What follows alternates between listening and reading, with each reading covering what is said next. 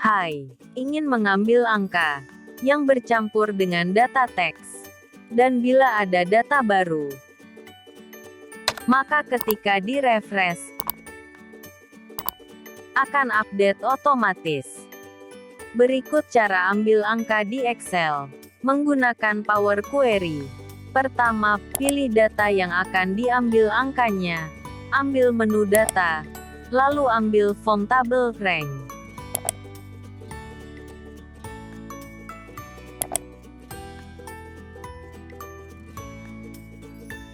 Lalu pada Add Column, pilih kolom From Example.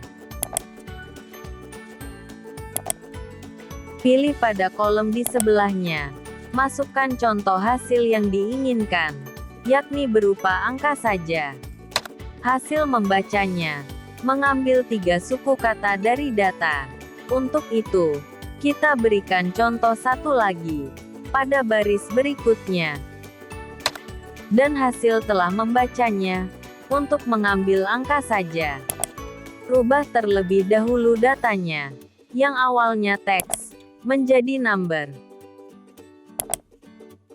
Jika telah selesai, pada menu Home, pada Close and Load, ambil Close and Load to.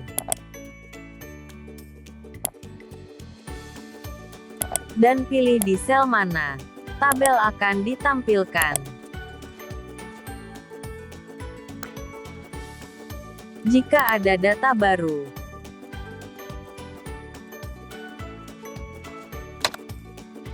saat di-refresh, maka data akan update otomatis.